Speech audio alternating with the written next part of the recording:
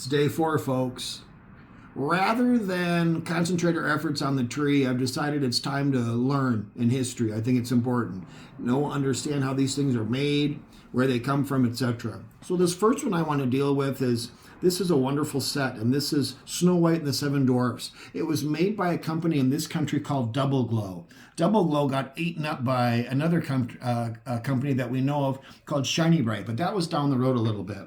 And so what happens with this is 1938. Walt Disney has become a very, very popular individual. Steamboat Willie, all of his cartoons. Snow White comes out in 1938. And like today, everybody and their brother wants to endorse these things and make products off them and make money.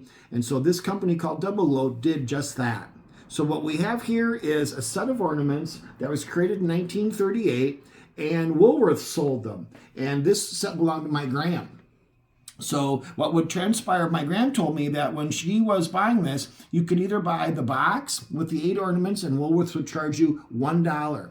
Or you could go in and you could buy an ornament a week for 10 cents. My gran opted for the 10-cent route. And so 8 weeks later, she gets the ornaments, all ornaments, and then they hand her the box so that she could display them and pack them properly. These are molded little figural ornaments that are very, very basic in the way they're done. They are wonderfully crafted and molded to look like the Dwarfs and Snow White, and then they're silvered, and then each one of them gets an individual color.